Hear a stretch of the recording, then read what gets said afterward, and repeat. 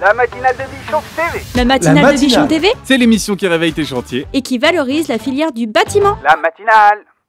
Et salut à tous, salut les bichons, bienvenue dans cette nouvelle matinale sur Bichon TV, la seule émission qui réveille tes chantiers. Wouh! Et avec moi autour de la table, en cette fin de mois de janvier, on a réuni la crème de la crème pour un thème que l'on adore, puisqu'aujourd'hui on va aborder le sujet d'un des meilleurs salons de France, surtout si vous êtes dans les métiers du bois. Je veux bien sûr parler de Eurobois 2024. Pour parler de tout ça avec moi autour de la table, on va commencer honneur aux dames. Florence, comment vas-tu? Ça va très bien, Laurent, merci. Tout va bien? Impec. Ravi d'être là et bonjour à tous les bichons. Bon, super, comme d'habitude, resplendissante, souriante. À ta gauche, dis donc, 90 kilos de muscles et de bon boulot. Paul Castagne, comment vas-tu? Très bien, impeccable. Petit accent chantant du sud-ouest.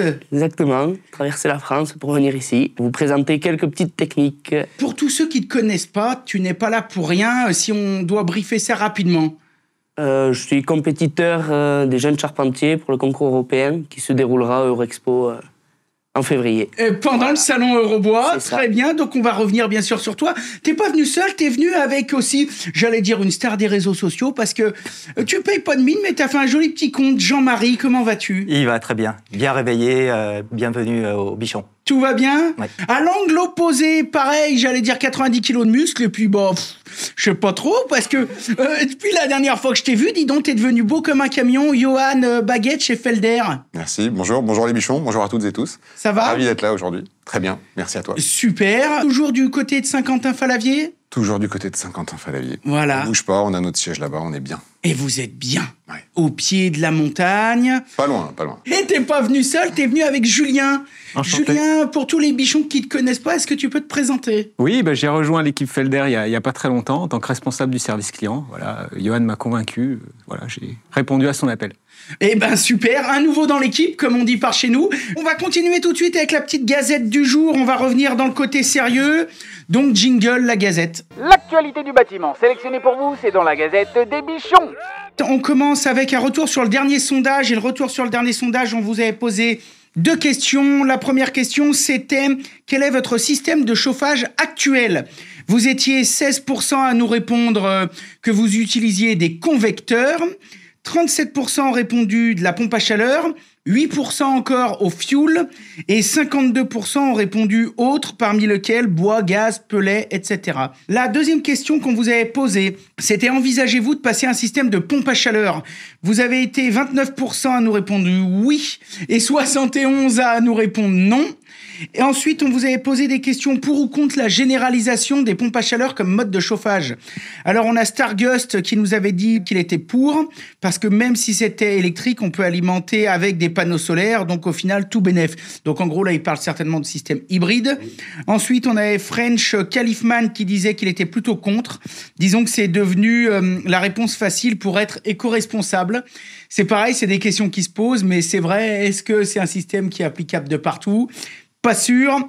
On a elsav.sav qui disait installer une pompe à chaleur dans une passoire thermique n'a aucun sens, surtout si elle est mal dimensionnée.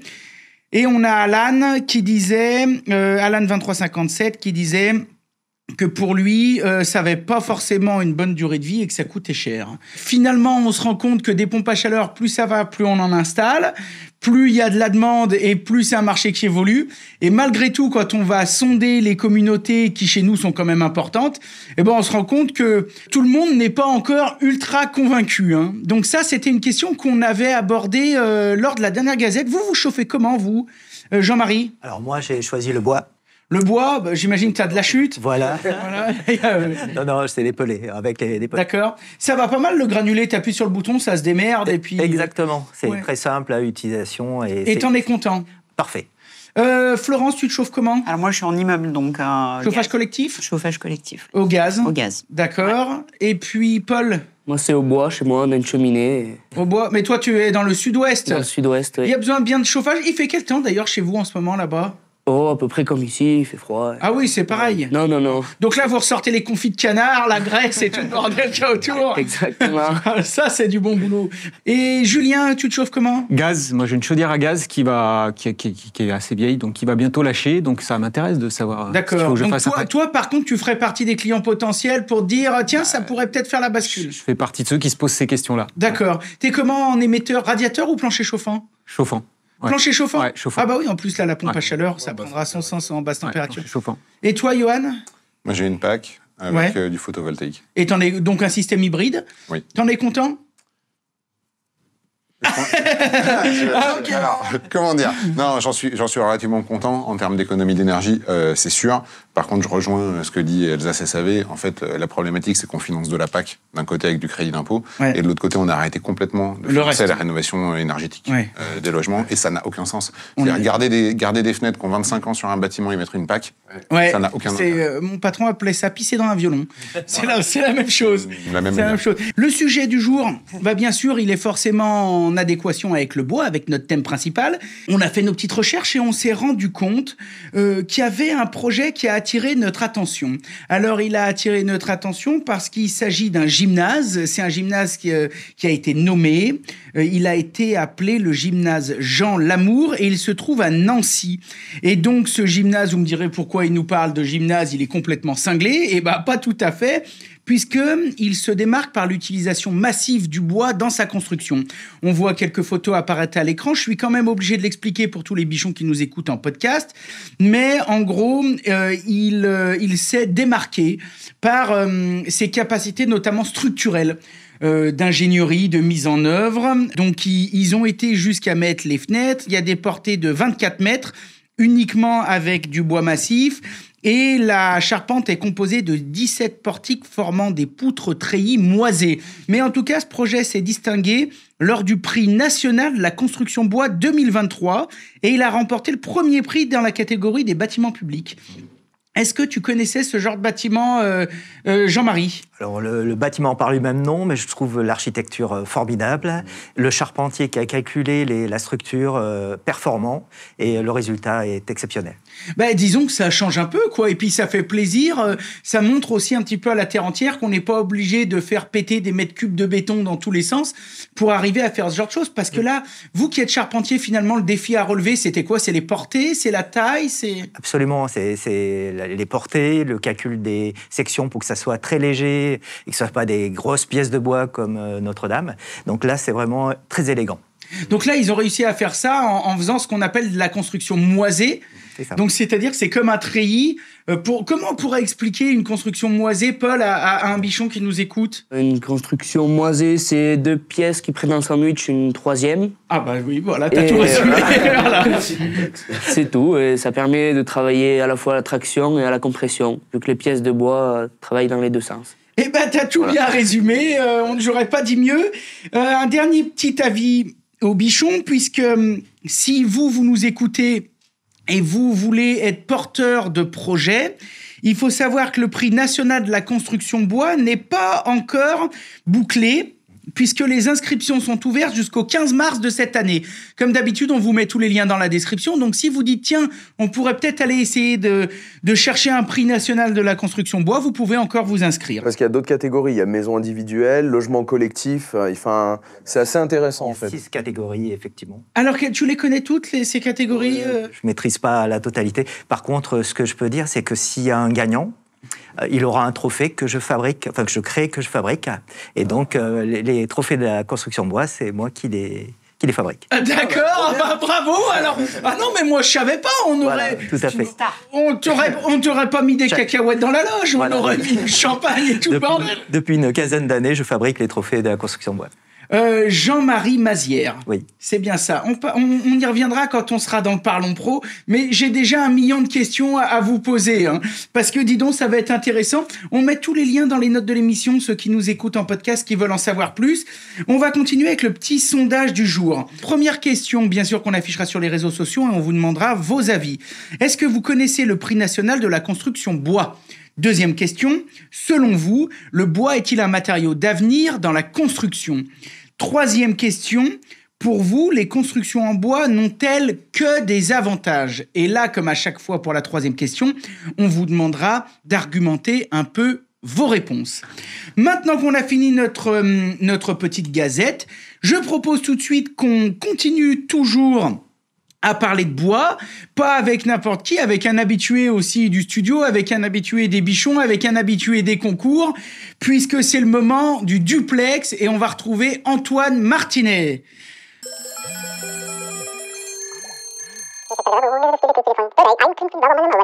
T'es toujours sur le même chantier que la dernière fois? Là, du coup, on a attaqué le bardage, là, en milieu de semaine. Bon, mais dis donc, il y a l'air de faire vrai beau chez vous, là. Vous êtes où, là? Dans les Landes. T'es pas loin, peut-être, de Paul, qui est à côté de nous, parce que sur le plateau, on a Paul Castagne. Vous devez vous connaître?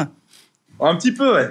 Bon, ça va, vous êtes pas trop concurrents? Vous êtes quand même collègues ou pas? Ah non, il y a pas trop de concurrence, non. Bon, alors, donc, sur le plateau, je sais pas si t'as suivi, on a les copains de Robois, on a les amis de Felder, que tu dois connaître, parce que j'imagine que t'as déjà bossé sur leur matos, et oui, on a donc Paul Castagne, et on a aussi Jean-Marie qui s'occupe de tout ça, Jean-Marie Mazière. Oui, je connais aussi Jean-Marie Mazière. Bon, tout le monde le connaît, Jean-Marie, hein? Tout le monde je connais bien. Ouais. Bientôt, là, d'ici très peu de temps, vous allez tous vous retrouver à Lyon pour une finale des championnats d'Europe. Oui, exactement. Est-ce que t'es préparé? Oui, hier soir, j'y bossais encore un peu. On essaie de se dégager du temps sur le temps personnel, quoi. Ouais. Après, c'est pas toujours évident, mais l'avantage, c'est que Jean-Marie, du coup, avec les experts et les coachs, ils ont mis beaucoup de semaines d'entraînement en place. Donc ça, c'était bien. On a pu tous se retrouver les 6 à chaque fois pour s'entraîner, quoi. Parce que donc là, à l'issue on en parlera peut-être plus après avec vous deux, mais du coup, à l'issue de ça, à l'issue de ce championnat d'Europe des jeunes charpentiers, est-ce qu'il y a une récompense en disant, voilà, telle personne est champion d'Europe, ou est-ce que, en plus de la récompense, ça part au championnat du monde? Comment ça se passe? Alors, effectivement, il y aura un résultat pour le champion européen. Mais dans l'équipe de France, il y a des jeunes qui sont déjà participants au championnat du monde qui va se dérouler au mois de septembre à Eurexpo. D'accord. Ah oui, donc là c'est les World Skills. Là, c'est World Skills. D'accord, ok. Parce que l'équipe de France des jeunes charpentiers, les 6, il y en a qui vont concourir pour le championnat d'Europe et d'autres pour le championnat du monde. Bon, ça c'est pas mal. J'espère que vous allez nous ramener les médailles. Hein. On fait tout pour. Vous réunissez tous les combien de temps? À peu près une fois tous les 1 mois et demi. On fait à peu près une semaine ou 15 jours d'entraînement. On le fait souvent avec nos sponsors, dans les agences de nos sponsors, qui nous mettent à disposition leur espace. Et on le fait devant le public professionnel de leur société, qui viennent justement profiter de la démonstration. Donc ça nous met la pression un peu plus, puisque c'est souvent des professionnels qui passent. Ouais. Et ça met un petit peu la pression. Ça met un peu en condition salon aussi. Exactement. C'est cool. Tout à fait. Oui. Oui, c'est pas... voilà, c'est ça. C'est pas dans un atelier. C'est carrément bien. Oui, voilà. Moi, je croyais que c'était un truc à huis clos, que personne voyait. Non. Au début, ça commence comme ça, mais après, on joue dans les agences de nos sponsors. D'accord. Et du coup, Antoine, toi, c'est quoi les plus grandes difficultés que tu rencontres dans ce genre de journée ou dans ta préparation? Après, l'avantage, c'est que quand on est en entraînement dans les sites, il y a du monde qui nous regarde, donc ça nous met un peu en condition d'être observé, quoi, ce qui fait partie des trucs là un peu. Enfin, pour ma part, c'est un peu plus dur à gérer, quoi. Gérer un peu le stress, quoi. Pas faire des petites boulettes d'inattention, quoi. C'est ce qui coûte le plus cher, quoi. Dans ces cas-là, comment tu fais? Tu te mets un casque anti-bruit sur les oreilles, t'écoutes la matinale des bichons, et puis comme ça t'aide à te concentrer, non? Non, on pourrait, mais le mieux c'est casque anti-bruit et zéro bruit et puis être dans sa bulle, quoi. Est-ce qu'on peut déjà, j'en sais rien, les gars, vous me dites si on a le droit de le dire ou pas, est-ce qu'on peut déjà donner le sujet? Est-ce que vous le connaissez? Non. Ah non. Non, le sujet, les experts de chaque pays vont arriver 2 jours avant. D'accord. Vont choisir le sujet et on aura 1 jour pour débiter les bois de ce sujet. Donc le sujet, il n'est pas connu à l'avance. C'est un sujet technique, genre tailler une ferme, ou c'est un sujet constructif, un petit carport, par exemple, de 2 mètres par 2, ou des choses comme ça, Paul? C'est plutôt un concentré de toutes les spécificités de la charpente Donc ça, à l'échelle, ça fait 1,20 m de haut en général par 1,50 m de long, tout ça. Donc ça rassemble vraiment toutes les difficultés à faire en 22 heures. 22 heures, donc c'est quoi? C'est 2 jours, 3 jours de boulot? 3 jours. C'est une petite maquette, quoi. C'est ça. D'accord, bah là, il est habitué. On avait été le filmer, sa petite maquette qu'il avait vue. Là, tu sais, il avait fait une... Attends, dis-moi rien, il t'avait fait une guitarde. C'est ça, t'as vu? Exactement. Je commence à connaître les termes techniques. Donc là, vous poussez quand même Paul Vyss à leur faire des choses comme ça, à cintrer et tout, si? Non, là, c'est pas possible au niveau... Niveau délai. Délai, voilà, c'est pas possible. Mais ça reste quand même des sujets très techniques. Très technique. Disons que le gars qui sort de ce championnat, il n'a pas à s'inquiéter pour avoir du boulot dans les 20 dernières années, dans les 20 prochaines années. Absolument, ils sont adaptables. Ouais.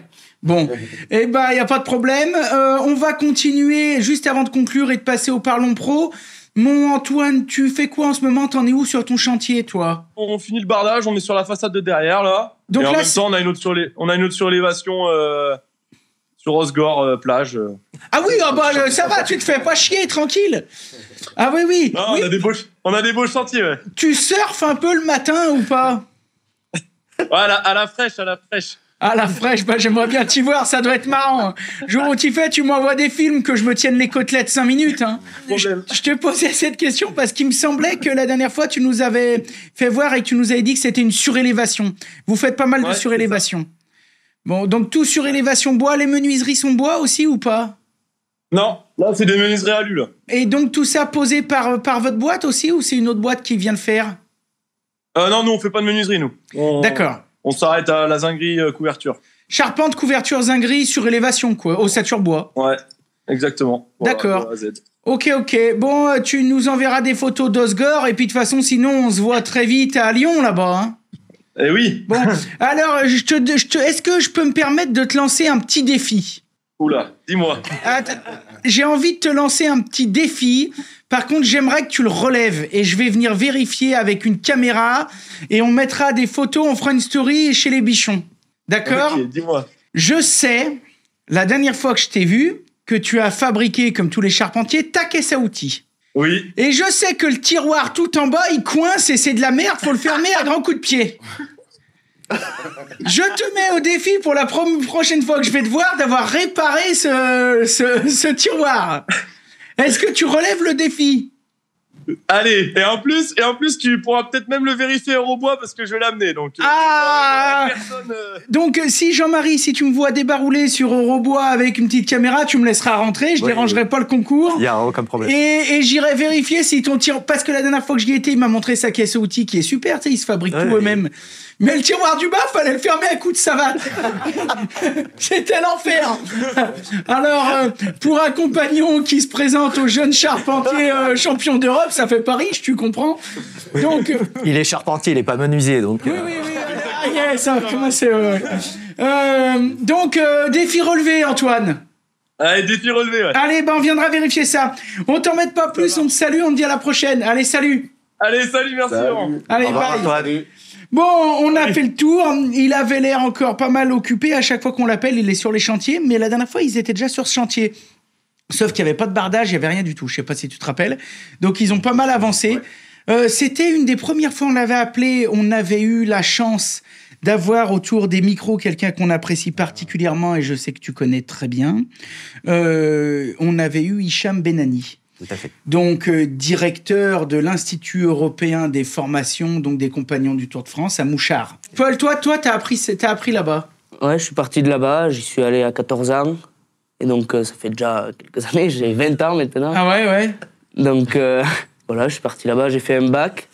Ça m'a permis de m'échapper de la maison. Ouais. Voir un peu ailleurs. On sent le soulagement. Non, pas du tout. Il en avait marre de bouffer de la graisse de canard.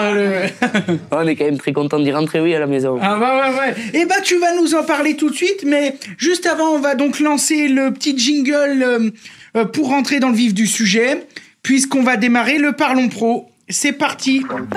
Parlons peu. Alors, le Parlons Pro d'aujourd'hui, il est simple. Eurobois 2024, un rendez-vous incontournable.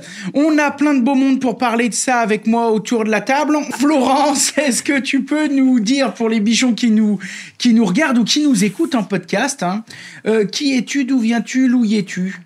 C'est ça, on pourrait faire un petit jingle sur le sujet pour lancer le truc. C'est ça. En tout cas, je suis ravie d'être là. Merci de me réinviter à cette matinale. Donc Florence, je travaille dans une société qui s'appelle GL Events, qui organise notamment des salons professionnels, pas que. On fait beaucoup de choses dans l'événementiel et sur la thématique du bois. On sera très présent sur pas mal de chantiers pour les JO, par exemple, aussi, puisque du coup, on a aussi ces activités. Aujourd'hui, on parle d'Eurobois. Un salon sur lequel je travaille depuis un certain nombre d'années avec beaucoup d'enthousiasme. N'étant pas de ces métiers, je suis toujours... Et on le voit quand on rencontre Paul, des sociétés industrielles, etc., des gens qui sont passionnés. Et ça, c'est quand même génial de pouvoir bosser, du coup, dans ces univers et d'accompagner les acteurs du marché, la filière, du coup, à vivre un moment un peu d'exception et un peu sympa. À vivre un moment un peu sympa. Faut me couper parce que sinon, comme je suis passionnée par ce que je fais, je vais parler pendant des heures. Donc non, mais je sais bien que toi, t'es toujours au bon endroit, au bon moment. Moi, ce qui m'intéresse de savoir, Eurobois, ça fait combien de temps que vous faites ça? Alors, Eurobois, c'est un salon qui existe en tant que tel depuis, je pense, une vingtaine d'années. Une vingtaine. Ouais. Aujourd'hui, c'est quasi la référence... je pense que c'est la référence française, quasi sûr et certain. Nous, on adore. Moi, j'en loupe pas un. Même avant qu'on fasse tout ce qu'on fait aujourd'hui, on y allait déjà à Eurobois. Et puis, en plus, nous, on joue à domicile. C'est à 1h15 d'ici. Eurobois, c'est à Lyon. Tous les 2 ans. Là, ça sera du 6 au 9 février. C'est un salon fait par les pros, pour les pros. Je dis fait par les pros parce que pour nous, c'est important de pouvoir travailler avec les industriels, avec les partenaires. Et je crois que ça fonctionne plutôt bien. On a été très fiers cette année quand les compagnons nous ont contactés pour nous demander de pouvoir accueillir le championnat européen des charpentiers. Il se passe plein de choses. On a des industriels engagés, moteurs, qui vont faire plein de super animes autour du salon. Enfin, on va en reparler, je pense. Mais il va se passer plein de choses et je pense qu'on va vivre un grand moment tous ensemble autour du bois. Eh ben nickel, on va donner tout de suite la parole au camp opposé, au ring en face. On a 2 beaux gosses qui sont là pour en découdre. L'entreprise Felder, donc bien sûr vous allez vous présenter et après, juste avant de vous présenter d'ailleurs, j'aimerais bien savoir, est-ce que vous avez encore le plus gros stand d'Eurobois ? Alors, on n'a pas toujours eu le plus gros stand, mais je pense que cette année, ça sera probablement le cas. Oui. Bon, à chaque fois, c'est une surprise, c'est bien, nous on aime bien, parce que c'est là aussi qu'on donne un peu chez vous, rendez-vous souvent à nos abonnés. On a souvent dans notre communauté tout un tas de bichons qui commencent d'abord, on en a tous les jours, déjà Florent, je peux te dire que ça commence. Les gens nous disent, alors est-ce que vous venez à Eurobois ? Et on leur dit, bien sûr, on se retrouve où ? Là où il y a la plus grosse lumière, où il y a un bon coup à boire et puis où on peut manger un bout de jambon cru en discutant le bout de gras assis sur une machine. Et souvent, c'est chez Felder. Alors, il n'y a pas que vous, bien sûr. Non. C'est toujours un bon moment et un bon accueil. Est-ce que vous pouvez d'ailleurs vous présenter pour tous les bichons qui ne vous connaîtraient pas ? Alors, moi, je m'appelle Johan. Pour ceux qui ne me connaissent pas, ça fait... j'ai fait le calcul, on en parlait tout à l'heure. Ça va faire... Dans 4 ans, ça fera plus longtemps que je travaille chez Felder dans ma vie que tant que j'ai pas travaillé chez Felder.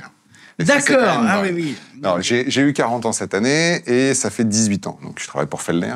J'ai passé différentes étapes. J'ai fait toutes les marches. Commercial, directeur d'agence, directeur commercial, directeur général depuis 2016. Donc, je gère la filiale française du groupe autrichien, donc sur la commercialisation et les prestations de services auprès de tous nos clients qui sont multiples. Particuliers, artisans, professionnels, PME, industrie, sur l'ensemble de la gamme de machines que le groupe propose. Oui, parce que j'allais dire, le groupe Felder, on parle souvent de Felder, mais dedans, il y a Format 4, Hammer, tu me coupes si je dis de la merde, mais il me semble qu'il y a enfin, vous vous adressez, comme tu dis, à plusieurs typologies de personnes, quoi. On est caméléon. Donc, c'est-à-dire que tu as les moyens de répondre au gars qui a 30 gars et qui veut de la CNC, au petit artisan qui a une boutique de 2-3 personnes, ou au particulier, le retraité ou quoi, qui veut se faire plaisir le week-end, à bricoler. Exactement. Un petit truc pour on a des machines qui démarrent aux alentours de 800 €, qui montent jusqu'à 500 000 €. D'accord. Et on est capable de faire du bois, du composite, de l'aluminium, de l'acier, sur certaines typologies d'applications. Donc on est caméléon. Voilà. Vous êtes caméléon. Ok. Et t'es pas venu tout seul? On n'est pas ornithorynque. Hein. Ah ouais, vous êtes pas ornithorynque. Ouais. Et t'es pas venu seul, tu nous as amené un petit nouveau. Exactement. Julien, tu peux te présenter pour les bichons qui nous regardent, qui nous écoutent? Salut les bichons. Donc Julien, moi j'ai rejoint Felder il y a quelques mois. Je suis responsable du service client. J'ai travaillé dans d'autres services clients, dans d'autres entreprises, plutôt industrie.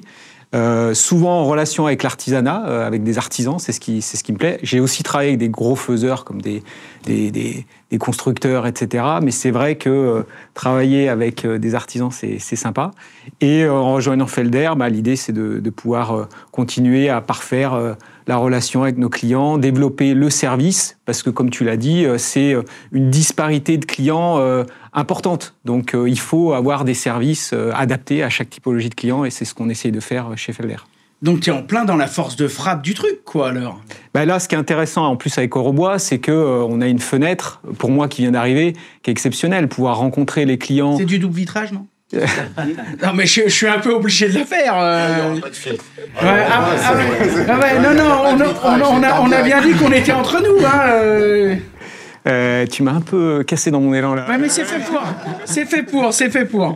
Donc oui, rencontrer les clients sur Eurobois, pour moi, qui vient d'arriver, c'est super. À la fois pour, c'est vrai que commander une machine, c'est un moment important donc il y a le côté sympa, et puis aussi entendre tout ce qu'on doit améliorer, les points d'amélioration dans notre relation client. Est-ce que vous avez prévu de prévoir, par exemple, des promotions? Parce que là, il y a des milliers de gens qui nous écoutent et qui seraient peut-être tentés de se dire, est-ce que ce serait pas le moment que je monte dans la bagnole, que je traverse la France avec mes gars pour débarrouler à Lyon début février, pour peut-être faire un bon coup de fusil sur une machine? C'est toujours un moment. Alors, c'est une réponse facile à faire, évidemment. Venez acheter chez nous. Moi, pas trop une réponse de politique. En fait, on a toujours gardé cette essence chez Felder. Peut-être qu'on est le dernier fabricant à le faire, mais on a choisi maintenant un salon national, c'est Eurobois. Il n'y en a pas d'autres pour nous qui représentent la filière. Ce salon, c'est le rendez-vous incontournable. Et effectivement, il se positionne en plus pour nous un avantage en février, qui est juste l'extrême date avant les hausses de prix chez nous. Donc ça veut dire qu'on est juste avant les hausses de prix et on est sur des tarifs de l'année d'avant et sur les offres promotionnelles qu'on aura sur Eurobois. Donc financièrement parlant, c'est le bon moment. Il y a des coups à faire, quoi. Ça peut permettre de voir la machine, de la toucher et en plus de faire de... Il y a des machines qui sont exposées, qui ne sont pas vendues. Donc ça peut être aussi le coup de... je repars avec ma machine. Alors je le dis pas physiquement, c'est pas je pars avec la machine dans mon coffre, mais en tout cas, à la fin du salon, je peux avoir une machine avec un délai court. C'est une possibilité. Mais surtout, en fait, et c'est ce que tu disais tout à l'heure, on a à cœur de garder une convivialité sur ce salon. On a toujours un stand avec beaucoup de machines, avec des machines traditionnelles, des machines numériques, parce que notre souhait, c'est représenter, on va dire, un atelier et faire en sorte que tout le monde y trouve son compte. Il y a des gens qui poussent tout sur le numérique, qui ne présentent plus du tout de machines traditionnelles, et on entend systématiquement nos clients et nos prospects nous dire « c'est génial parce que sur votre stand, c'est finalement quasiment le dernier stand où on retrouve les produits qu'on a au quotidien dans nos ateliers. Donc on est super contents, il y en a plein, on peut les voir, on peut les toucher, on peut en discuter. Donc même si c'est pas pour acheter, c'est important de venir, découvrir les nouveautés, discuter, apprendre peut-être à identifier des points d'amélioration dans les ateliers sur l'outil de production. On travaille toute l'année avec les mêmes outils. Et nous, y compris dans notre domaine d'activité, la tête dans le guidon, sortir de son atelier, venir voir autre chose, que ça soit chez Felder ou chez un autre fabricant, c'est pas grave. Entendre un commercial avec des arguments techniques et commerciaux, c'est super intéressant. Et un expert. Parce que l'avantage aussi, c'est qu'il n'y a pas que des commerciaux sur le stand. C'est ce que j'allais dire. Il y a des experts, des passionnés qui font partie de mon service client, qui sont là aussi, et c'est le seul moment dans l'année où ils sont vraiment en représentation et on peut les... C'est ça. Voilà, c'est ce que j'allais dire. Moi, je pense que c'est une bonne combine aussi, justement, pour les passionnés qui ont besoin, justement, d'un peu de technique. Moi, je pense toujours... j'ai une affinité avec cette personne parce que c'est un technicien que j'aime beaucoup, mais Jean-Christophe Ternois, qui est toujours... en plus, c'est un bichon, donc les bichons le savent, qui nous écoutent. Moi, je suis équipé Felder à la maison dans mon premier atelier. Et ici, au studio, on fabrique des décors, on fabrique tout un tas de choses et on est équipé Hammer. Donc, on connaît bien les deux typologies de machines. Et c'est vrai que moi, je fais plutôt partie de la catégorie... moi, je suis un gamin, tu me lâches là-dedans.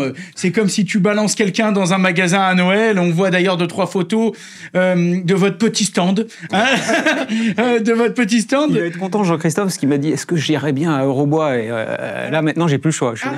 Là, t'as plus le choix, faut l'inviter. Mais ce que je veux dire, c'est que moi, quand j'y vais, alors je suis très content de découvrir les machines, de toucher. Tiens, t'as quoi comme nouveauté? Mais surtout, j'en profite toujours pour lui dire, Tiens, dis donc, pour régler un peu ma table, comment je fais? Alors, en plein milieu du salon, ils m'en démontent une. Alors, regarde, t'as vu là, ici, il y a une vis. Mais je veux dire, c'est incroyable, ça, pour un artisan, pour quelqu'un qui a besoin de conseils. T'as jamais ça.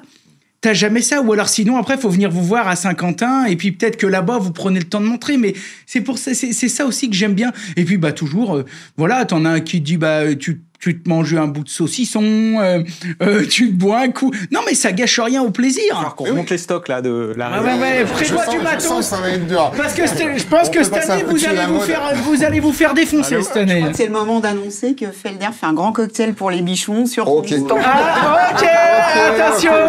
700 000 Suspense. C'est parti. Tiens, ça me fait penser à ces petites CNC, là. Ça fait 2-3... je sais que t'en veux une. Non, mais là, ça fait... Non, mais je sais que tu veux me lancer Ça sur fait le sujet, je te connais. Hein. Moi, j'ai des vidéos où on était venu t'interviewer c'était peut-être même avant Covid. Ouais. Il y avait déjà, même avant Covid, un peu des débuts de promesses. Mais donc, on reviendra te voir. Et en plus, ça a vachement évolué parce qu'on a gagné les Awards de l'innovation il y a 2 ans, en 2022. Et dessus s'adapte maintenant le système de gravure laser. Donc, vous le découvrez à Rebois, puisque on est dans le cabine. Non, mais par contre, là-dessus, là, on pourrait peut-être faire une petite pause café là-dessus, là, par contre, sans déconner, parce que ça, c'est typiquement l'outil qui peut être... Alors, il y a toujours besoin d'un peu de budget, mais je veux dire, ça peut être un outil qui peut s'adapter à ce qu'on appelle un maker, quelqu'un qui... Do it yourself, voilà. Mais même dans les ateliers professionnels. On n'est pas obligé d'acheter un centre d'usinage qui fait 3 mètres de long. Qui vaut 100 000 €. On est d'accord. Un premier pas vers du travail. On est d'accord. On a des fabricants d'instruments de musique, on a des fabricants de jouets pour enfants. On a des Fab Labs, des petits ébénistes, etc. Alors, on va tout de suite donner la parole à nos 2 collègues qui, eux, n'ont rien à voir avec les CNC. Pas de ça chez nous. On a la chance d'avoir 2 beaux gosses. Dis donc, vous avez quasiment le même âge. Deux parfaits représentants de la charpenterie française. On va commencer par le doyen, que j'apprécie particulièrement. Je dis pas ça pour t'envoyer des roses, mais sincèrement, je suis abonné. T'as monté une petite page Instagram. On mettra bien sûr tous les liens en description. Et t'es toujours là pour valoriser le bon boulot, etc. Est-ce que tu peux te présenter, Jean-Marie, pour les bichons qui ne te connaîtraient pas? Bien, bonjour à tous les bichons. Merci de nous avoir invités. Donc, je suis un retraité heureux. Donc, avec une mission pour les compagnons de la promotion des métiers et le suivi des concours pour les charpentiers. Mais ma sensibilité, est, contrairement à ce que tu peux imaginer, c'est je suis menuisier à la base. Après un parcours d'apprentissage de menuisier, j'ai fait un parcours touristique chez les compagnons pendant 8 ans en France et à l'étranger. Donc tu as fait ton tour de France. Voilà, j'ai fait mon tour de France pour maîtriser un petit peu la profession. Et ensuite, j'ai pris la responsabilité d'un centre de formation chez les compagnons pendant 30 ans et que j'ai géré. Et puis donc, dans cette fonction, j'ai découvert les différents concours comme les WaSkills et les championnats d'Europe, etc. Et en parallèle de ça, j'accompagnais ces jeunes dans les concours. Et ça m'a séduit énormément, la promotion des métiers, suivi par un certain nombre de partenaires qui m'ont épaulé. Et donc, à mon départ en retraite, j'ai voulu garder cette promotion des métiers, et donc j'accompagne maintenant à temps plein presque ces différentes équipes de France. Tu t'es dit le jardinage et la pêche à la truite, c'est pas mon truc, pas encore. Donc je vais garder un pied dans le bon boulot. C'est surtout l'environnement des professionnels, tous ceux qui aident matériellement et financièrement ces équipes de France qui m'ont motivé à continuer pour eux, quoi. Le Didier Deschamps de la... C'est un peu le Didier Deschamps de la charpente. Je te souhaite d'avoir le même parcours. Est-ce que, avant qu'on passe à Paul, comment on est placé en France, les bâtisseurs, les charpentiers, les métiers du bois par rapport à la situation mondiale? Je pense qu'on n'est pas parmi les derniers, non? Ah non, les Français sont dans le top 4 dans le monde. C'est vrai qu'on a un historique pour les charpentiers surtout, avec les savoir-faire ancestraux. Le trait de charpente. Le trait de charpente, et donc on a une forte maîtrise. On a été reconnu au patrimoine immatériel de l'UNESCO, donc on a quand même cette reconnaissance, et donc on fait partie du top 4 à peu près dans le monde. Est-ce que ça t'embête de nous donner les composants du top 4 ou pas? Oh non. Des pays asiatiques sont quand même assez forts. Ils nous distancent un petit peu maintenant. Et puis après, en Europe, on a les Allemands, puisqu'on va les rencontrer en finale à Eurobois, les Allemands, les Suisses. Et voilà, et surtout les 2 pays asiatiques, la Corée et la Chine. C'est ce que j'allais dire, et c'est pas étonnant. Allemand, Suisse. Bon, il y a aussi dans ces 2 métiers une philosophie aussi de compagnonnage aussi. De traditionnalisme aussi. D'une part, mais surtout au niveau des chantiers. C'est-à-dire que dans ces pays-là, on a des chantiers de construction bois qui sont assez développés. Ce qui fait la différence avec eux, c'est que nous, on a surtout sur la partie historique de nos bâtiments, on a quand même un lourd patrimoine à gérer qui fait que la connaissance et le maintien des savoir-faire dans le métier de la charpente sont importants à maintenir. Mais dans ce qu'on voit avec les pays asiatiques, on le voit dans quasiment toutes les disciplines, on va dire aujourd'hui chez WorldSkills, ce qui fait la différence, c'est la rigueur. C'est des pays où ils arrivent avec moins d'habitude, moins de coutumes, moins de savoir-faire au départ, mais avec une organisation et une rigueur qui fait que, oui, ils sont en train de supplanter pas mal de pays et dans beaucoup de métiers. C'est sûr qu'il y a la rigueur, mais par contre, si je peux me permettre, et encore une fois, je vous inviterai à me couper si je dis n'importe quoi, la rigueur, autant sur beaucoup de métiers, c'est vrai que quand on voit les Japonais, etc., mais quand même dans le bois, ils ont quand même des coutumes traditionnalistes d'assemblage, etc., qui ont toujours été connues, reconnues, archi-connues. Je veux dire, j'ai jamais vu en France quelqu'un sortir un rabot à la main de 40 cm et te tailler une feuille qu'on dirait que le gars, il a un dérouleur de sopalin, tu sais. Non, mais je veux dire, ils ont la science de l'affûtage, ils ont la science de l'assemblage, et ils ont toujours gardé, c'est peut-être quelque chose, je me fais peut-être l'avocat du diable, mais ils ont su garder quand même un profond traditionnalisme dans la modernité. Prenons par exemple le Japon ou la Corée, c'est vraiment 2 exemples parfaits, notamment au Japon. Tu peux te balader dans une rue de Tokyo, de Kyoto, peu importe, ultra moderne, et voir en plein milieu un temple millénaire. Ils ont vraiment su garder ça. Et puis, ils ont aussi cette culture un petit peu de la sagesse, de la hiérarchie, Ce que je dis, c'est pas péjoratif, mais c'est pas Dédé la Carlette qui est auto-entrepreneur qui demain va dire tiens, je vais me mettre à faire une charpente pour la belle-mère. Et ça, chez eux, ça n'existe pas du tout, quoi. Dédé la Carlette, il fait du carrelage plutôt. Oui. Bon, alors, est-ce que tu peux te présenter, mon Paul, pour tous les gens qui te connaîtraient pas? Paul Castagne, je fais le Tour de France actuellement. Donc, je suis parti à 14 ans à l'école de Mouchard, dans le Jura. J'ai passé un bac là-bas. En charpente? En charpente, ouais, sur le Tour de France. Et après, je suis parti, donc je suis passé dans les villes de Tours, Bordeaux, après, je suis parti en Savoie, et Clermont-Ferrand, et là, je suis de retour vers Grenoble. Et alors, c'est quoi que tu as préféré dans ton Tour de France? C'est le voyage, la diversité des techniques. On voit toutes les méthodes de travail, différentes mentalités. Une femme dans chaque port? Non. On aimerait bien. Ah merde, c'est une légende, moi. On va faire une rubrique club de rencontre. Moi, on m'a toujours dit les compagnons, c'était un peu comme les marins, tu sais. Ça, c'était peut-être plus à ton époque, Jean-Marie, non? Voilà, c'est ça. Mais ils sont pas en reste. Ils sont pas en reste, et donc du coup, si tu devais retourner quelque part, est-ce qu'il y a une entreprise qui t'a marqué? Est-ce qu'il y a un bled? Est-ce qu'il y a une région que t'as aimé un peu plus que les autres? Ouais, la région de la Haute-Savoie, c'était bien sympa, les montagnes, le ski. Ça t'a plu? Ça, ouais. Et puis des patrons, des employeurs toujours sympas, j'imagine que t'es encore en contact avec tout le monde? Ouais. On se revoit.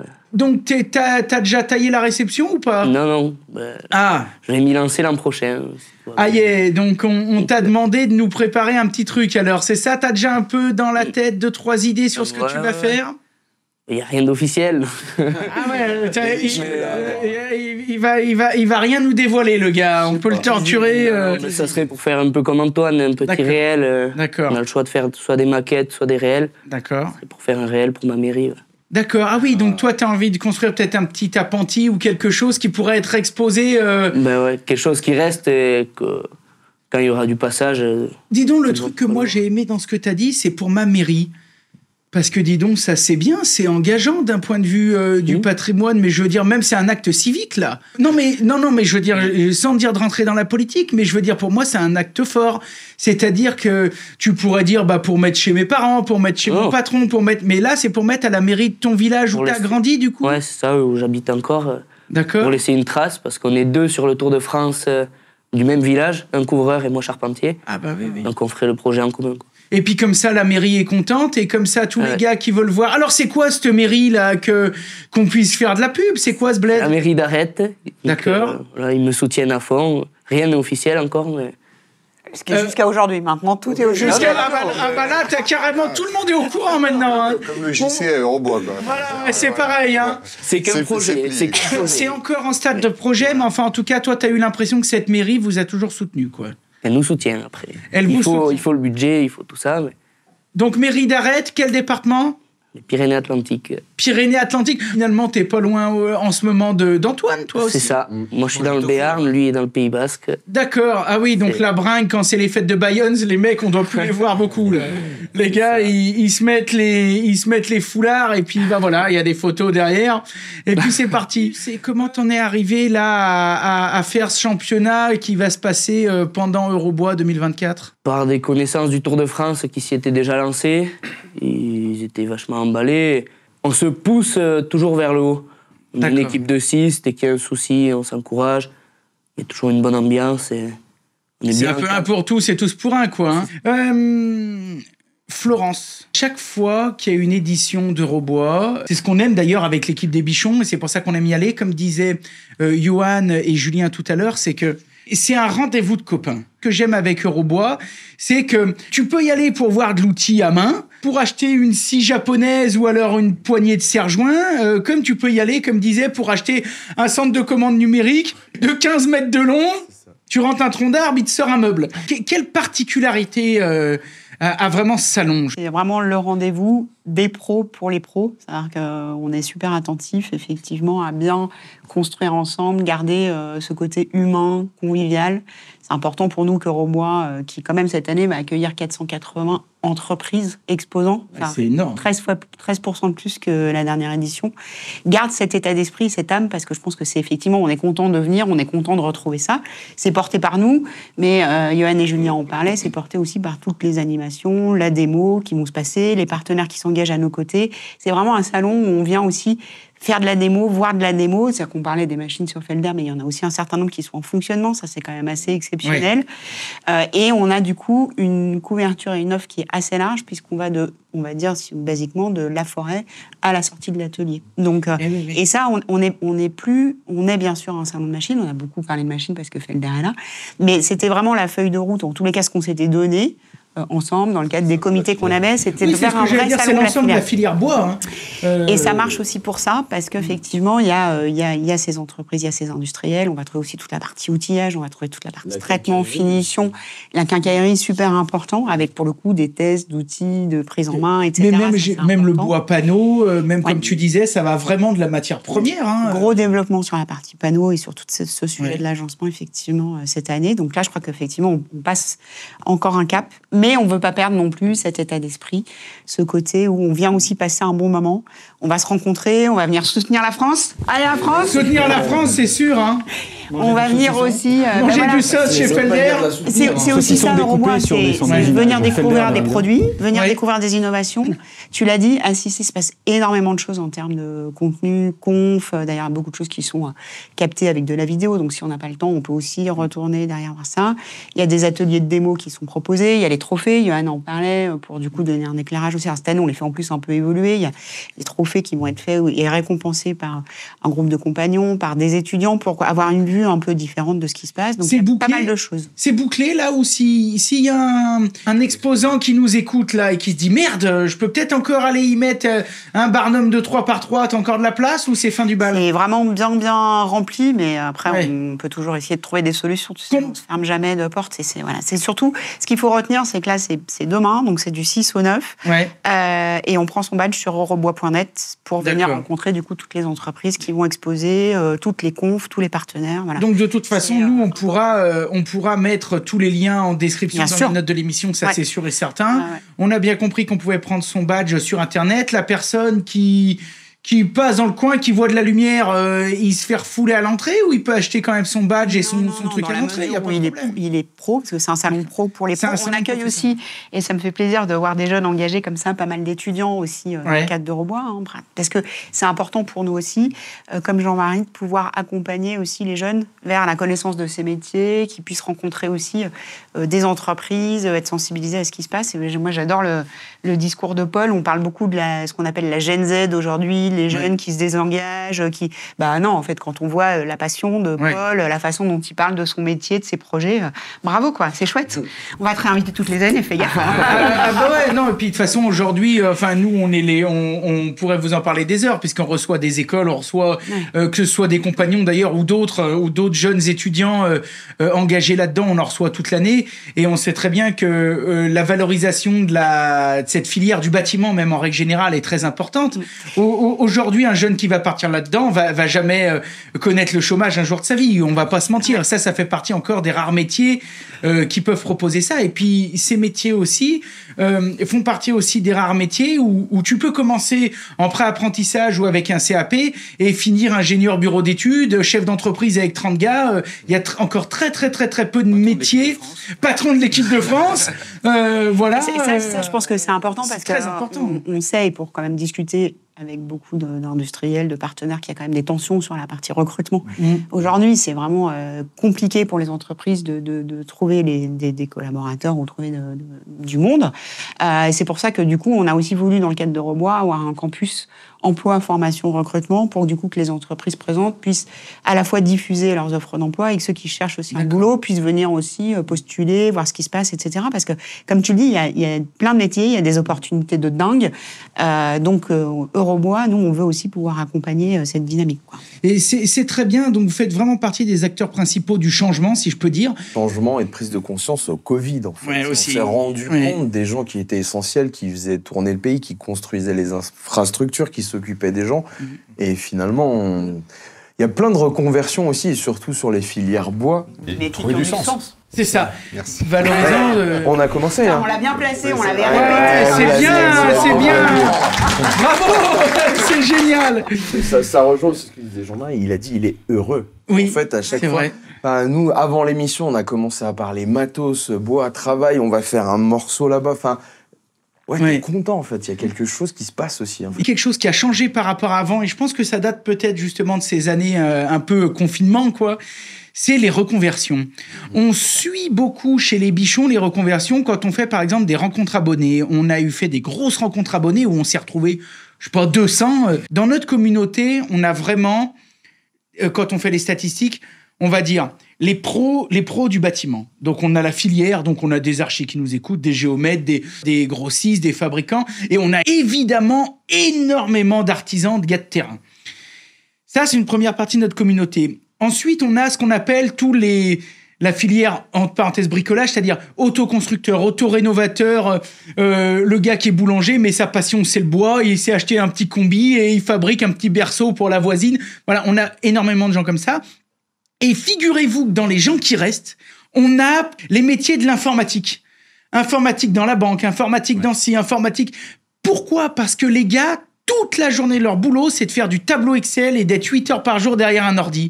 Et ces gars, c'est le reste de notre communauté. Et quand on les croise et qu'on fait des sondages de reconversion, on a eu il y a pas longtemps un gars qui est devenu plombier, qui était heureux, mais comme un pape, le gars. Et quand on lui dit « Tu faisais quoi avant ?» Eh ben, j'étais directeur, j'avais 6 agences bancaires.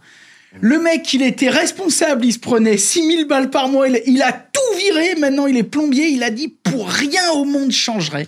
C'est quand même incroyable. Et l'accélérateur, c'est aussi les médias. Enfin, ce que tu fais permet de voir que c'est possible et donne peut-être plus facilement accès à des vocations. Donne peut-être un peu plus de sens, ouais. Et tu sais qui sera ta cible, entre guillemets, une fois que les informaticiens seront tous reconvertis? Tu le sais ou pas? Bah vas-y, dis-nous. Les gens du marketing. Ah ben oui. Parce qu'on a passé 15 ans à former que des gens qui se sont dirigés vers l'informatique. Ouais. C'était le domaine de formation de prédilection.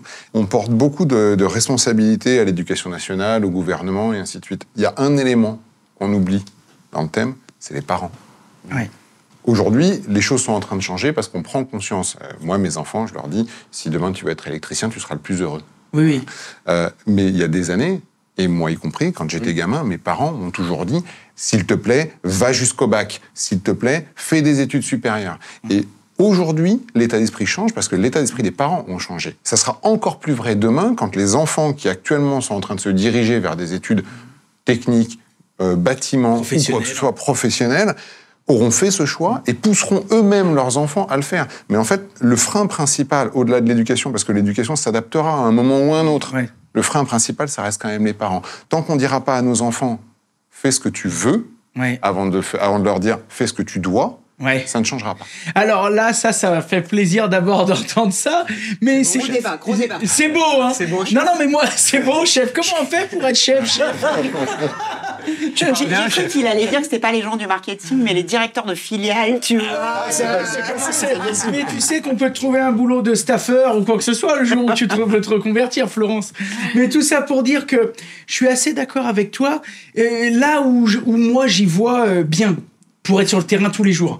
Parce que là, on est là ce matin, mais tu vois, hier soir, on était à Paris. On est toujours en vadrouille, les deux pieds dans le plat. Ça, c'est un avantage, par contre, vraiment qu'on a chez les Bichons, c'est que même si on se retrouve de plus en plus autour des plateaux, on est ultra impliqué dans la filière. Et donc ça nous donne une crédibilité énorme parce que on est toujours là quand il y a des concours, on est toujours là dans les écoles, on va voir les artisans chez eux, sur leur chantier, on discute avec leurs clients. Donc on est très, très, très ancré à ça. Et ce qu'on voit, parmi les axes d'amélioration, c'est la mise en place qu'il y a eu ces dernières années de toutes les passerelles, etc. Et ça, c'est fabuleux. Parce que c'est plus incompatible. C'est-à-dire que tu peux aujourd'hui avoir un bac et partir charpentier. Mais tu peux commencer charpentier et finir en bureau d'études. Encore une fois, ce genre de passerelle qui a été mis en place est absolument magique parce que c'est sûr qu'aujourd'hui, être archi, c'est bien. Mais demain, tous ces métiers de bureau d'études qui sont très bien, là, eux, ils vont peut-être être confrontés un peu aussi au chat GPT et à tout ce qui arrive. Alors que Polo Castagne, avant qu'il y ait un mec qui vienne tailler la flèche de l'église, de la mairie de machin, il peut déjà se lever de bonne heure et continuer de se préparer des gamelles. Hein. Et le faire avec joie, bonne humeur, etc. Et c'est ça aussi, je pense, qu'il faut rappeler. On a rarement vu, nous, des artisans, quand on se balade, même quand on les croise à Eurobois, qu'on les interviewe, on a rarement vu des artisans ou des jeunes, j'insiste, même des gars qui font 60 heures par semaine. Hein. On les a rarement vus malheureux.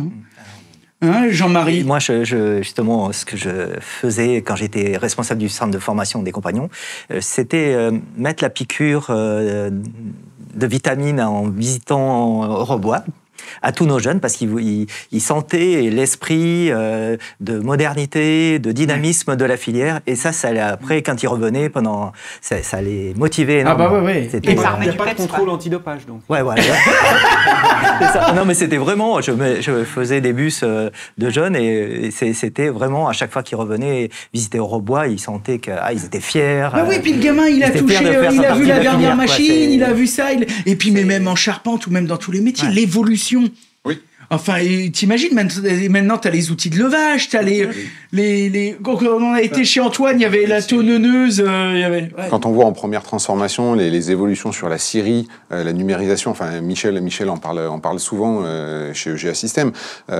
Aujourd'hui, on pilote à distance des scieries, c'est plus l'ancienne scierie qu'on avait au coin du village et ainsi de suite. C'est des installations qui sont complètement différentes. Entre le manuel et l'intellectuel, on ne travaille plus de la même façon. C'est-à-dire qu'on ne peut plus se contenter de travailler que avec nos mains, on est obligé de réfléchir à un moment pour pouvoir agir, on va dire, sur les activités. Et au final, c'est complètement indissociable. C'est un peu dommage qu'on s'en rende compte maintenant, mais enfin, mieux vaut tard que jamais. C'est ça crée un nouvel élan quand même. Mieux vaut tard que jamais. Donc vous recevez aussi des écoles et vous avez aussi des pôles formation, des pôles pour se renseigner pour tous les gens qui veulent ou qui voudraient se reconvertir.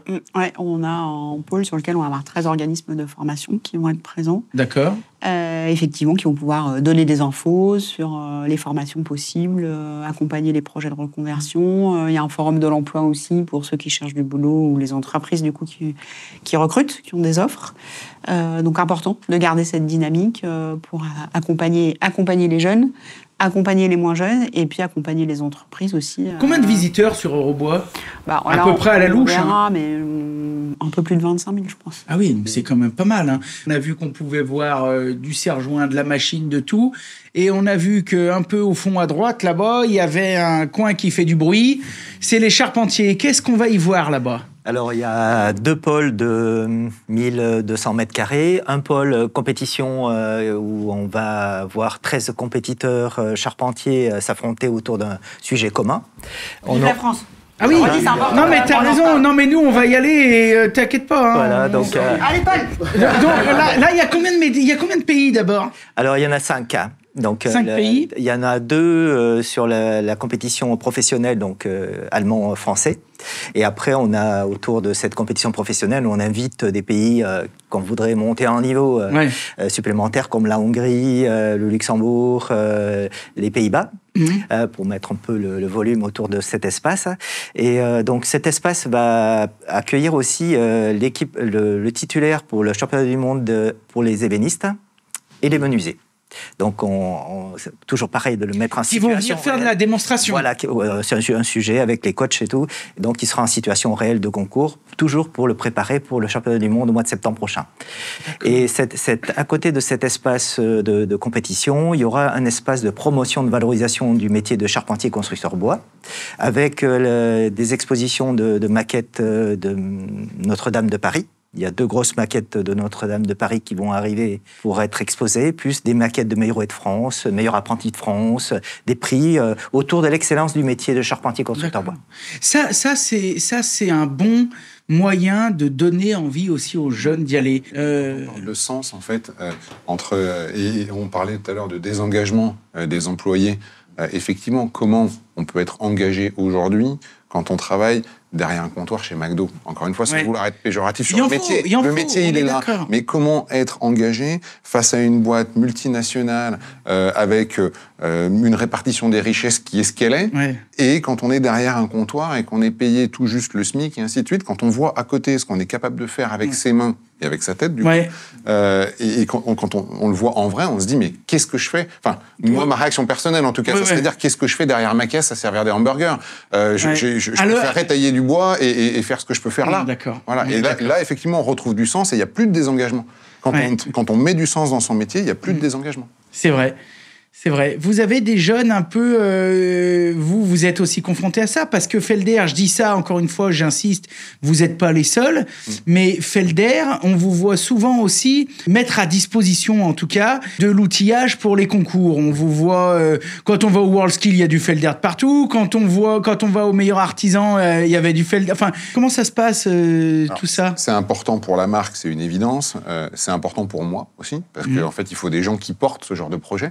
Moi, j'aime l'éducation, j'aime convaincre les gens qu'il y a une voie, on va dire. Donc, on a toujours supporté chez Felder Group France ce genre d'événement. On le fait de manière régionale avec les régions qui veulent participer à ce genre de choses avec nous. Donc, faut savoir qu'au WorldSkills, il y a la compétition internationale, il y a la compétition nationale, il y a la compétition européenne, mais ça commence en région. C'est-à-dire qu'avant d'avoir un candidat au niveau national à emmener vers le mondial, on commence dans les CFA en région, à aller sélectionner le meilleur espoir régional. Donc on a fait la sélection sur la Nouvelle-Aquitaine la dernière fois, où on a mis à disposition des machines. On a fait sur Eurexpo cette année, donc la finale nationale de WorldSkills. Et effectivement, on est partenaire en septembre 2024 de WorldSkills mondial en tout cas, sur la partie ébénisterie, menuiserie. Charpente, on ne sait pas, on a peut-être des machines qui entreront, mais il y a moins de machines, on va dire. C'est peut-être pas les mêmes machines. Il y a beaucoup de tailles manuelles et ainsi de suite, mais pour autant, une scie à ruban, il y a beaucoup de débit qui est déjà effectué. Mais en fait, on est partenaire, on est actif, on a besoin de l'être. Pour moi, ça a du sens. Voilà, ça a du sens quand on veut porter l'excellence. Et je suis vraiment super triste, en fait, d'une chose, c'est qu'on le voit, nous, quand on fait des entretiens de recrutement, on parle de WorldSkills. Les gens nous regardent en nous disant « mais qu'est-ce que c'est ?» Ouais. Et quand on leur dit, mais c'est les Jeux Olympiques des métiers, vous connaissez les Jeux Olympiques sportifs, Ouais. vous avez les Jeux Olympiques des métiers. Il y a 400 métiers représentés, et quand on explique, on montre des vidéos de l'organisation avec les cérémonies d'ouverture, de clôture, ce que ça représente pour les candidats, ils nous disent, mais comment ça se fait que personne n'est au courant ? C'est ouf. Hein. Il y a 2 émissions nationales quand ça se fait, mais bien sûr, il faut que ça soit... Et encore, ça passe 3 minutes au JT où tu vois le président qui remet 2 médailles, c'est déjà très bien. Hein. Oui, mais c'est vrai que ça manque, nous, enfin, en tout cas, à chaque fois, les bichons, je peux te dire qu'on sort du contenu là-dessus. Mais ça suffit pas, je suis d'accord avec toi, il faut qu'on continue. Quand on parle encore de sens, tu dis, nous, est-ce qu'on est confronté à ça ? Aujourd'hui, oui, sur les métiers techniques principalement, on a des électromécaniciens, on a des électrotechniciens dans nos équipes aujourd'hui, parce que nos machines... On a des menuisiers. Ils sont devenus des spécialistes. Exactement. On s'est plus facilement formé à la machine que formé au bois. Nous, Ah bah oui. Et donc, t'as des gens... recruter des menuisiers qui ont l'expertise, qui vont parler demain à des menuisiers des machines à bois, pour nous, c'est un super vecteur de connaissances. Ah bah oui. Et t'as des gens qui nous ont connus. Et on prend un des derniers recrutements qui s'est passé au niveau technique chez nous. On a des gens qui nous ont connus ou découverts grâce aux WorldSkills. Et qui sont venus travailler chez nous en se disant, s'ils sont là, c'est peut-être aussi que c'est une société qui s'implique dans la formation. Ouais. Il y a un côté marque employeur qui est important. Et puis on va pas se mentir, je veux dire, pour une marque comme la vôtre, qui mieux placé qu'un menuisier pour vendre des machines aux menuisiers. Enfin, ce que je veux dire, c'est qu'au bout d'un moment, quand tu as quelqu'un qui sait exactement de quoi il parle, c'est impeccable. Mais après, des fois, même quand tu testes les machines, moi, il y a des fois, en testant quelque chose, je me dis... Ouais, c'est un mec qui les utilise au quotidien, qui a pensé ça, parce que c'est un détail, en fait, tu te dis, mais c'était d'une évidence, où tu te faisais chier avant, et ça a été pensé, tu te dis, ouais, c'est quelqu'un du métier. Là, il y a un détail aussi auquel je voulais revenir rapidement avec Paul et Jean-Marie. Tout à l'heure, un peu en off, bon, tout le monde mangeait de la brioche, buvait du café, et vous êtes arrivés avec des jolies vestes avec plein de sponsors. Ces sponsors, bien sûr, il faut les remercier. Comment ça se passe, justement, le sponsoring de ce genre de choses ? Parce que j'imagine que pour suivre un gars comme toi, faut qu'il y ait un peu de marque qui y croit, quoi.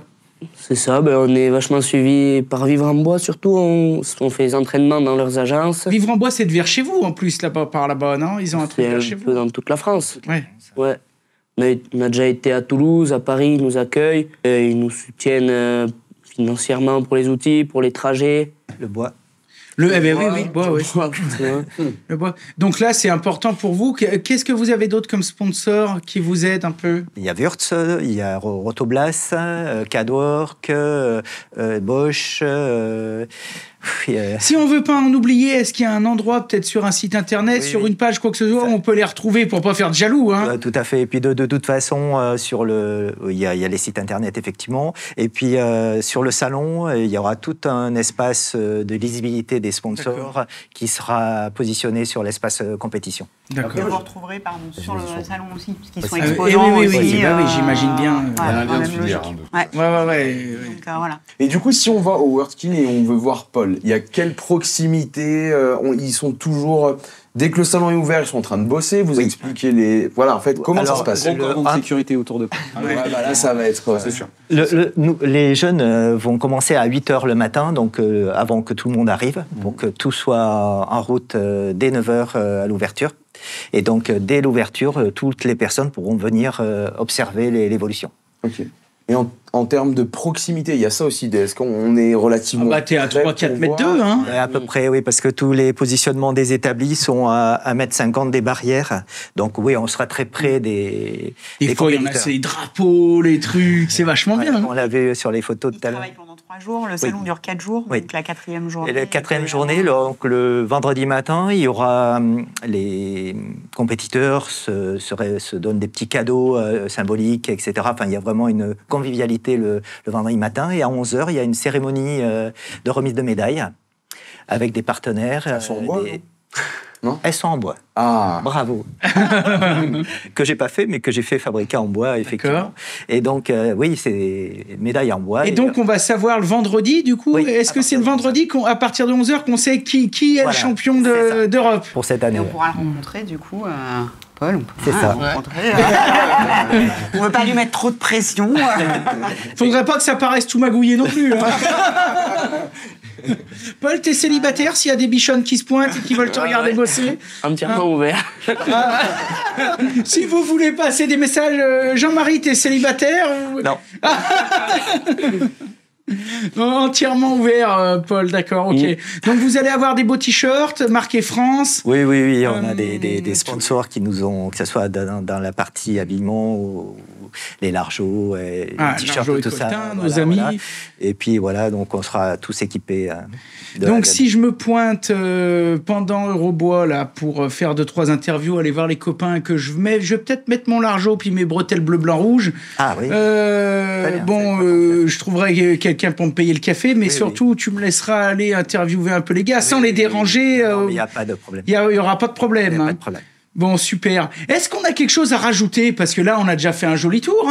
Avant de passer à l'Expresso, donc on rappelle les dates, Florence, comment s'y rendre? Du 6 au 9 février, donc c'est à Lyon Eurexpo. Toutes les infos sur eurobois.net. Et moi, ce que je vais rajouter, c'est qu'il va y avoir plein de temps de convivialité, d'apéro. On a dit que c'était aussi important, donc il ne faut pas hésiter aussi. Oui, mais c'est important aussi. C'est très important. On parlait du sens, il y a aussi le partage, le côté humain. On aime ça, donc voilà, venez. Si vous voyez de la lumière, comme tu disais. Nous, on est pour rétablir le casse-croûte de chantier. Venez boire un coup aussi, voilà. Avec plaisir, en tous les cas. Très bien. On vous attend nombreux, les bichons. 6 au 9 février, ça ouvre à partir de quelle heure? 9h. 9h, il y a une nocturne En fait, il y a tous les soirs, il y a des exposants ou des industriels qui vont faire des petits shows, des petits trucs. Des ça ferme à apéros, quelle heure? des trucs, etc. Donc, normalement, c'est 18h. Mais on connaît les loustiques. C'est 18h hors taxe. Voilà, c'est ça. Ok, très bien. Et puis donc, nos amis équipe de France, est-ce qu'il y a quelque chose à rajouter? Ils se préparent pendant 15 jours. Là, dès lundi, pendant 15 jours, on les rassemble tous à Grenoble, à proximité du pôle compétition, pour pouvoir les préparer intensément à la compétition. Est-ce qu'on peut quand même, avant de conclure, citer les noms des jeunes de l'équipe de France? Alors, il y aura 2 équipes. Parce cette année, on a réussi à engager 2 équipes. Donc, l'équipe A sera représentée par David Clémensin, Paul Castagne, Timothée Jossom. Et puis, pour l'équipe B, il y aura Lucas Rinaldi, Antoine Martinet, Très bien. Willy Baronnet. Très bien. Dans l'équipe A, donc on aura Paul et David et Timothée. Timothée qui seront dans l'équipe de France des World Skits. Et on le sait parce qu'il y a 15 jours, 3 semaines, on a enregistré une matinale, on a donné la composition de l'équipe de France et ce Timothée, ça m'est revenu tout de suite, j'ai dit tiens. Donc on espère être efficace contre les Allemands puisque c'est nos principaux rivaux. Et donc, on espère... Est-ce que tu veux qu'avec les bichons, on lance un organisme de résistance et qu'on aille pirater 2-3 trucs? En ce moment, on est meilleur que les autres. Voilà. On est meilleur. Hein. Bon, voilà, c'est donc très bien. on espère que ça va le faire. Bon, très bien. Allez les soutenir. Oui, c'est ce que j'allais dire. Venez nombreux pour les soutenir. Il y a déjà des comités de soutien qui vont arriver un peu partout. Donc, il y aura de la corne de brume, du drapeau bleu, blanc, rouge et du pâté croûte, quoi. Hein. De toute façon, on va relayer.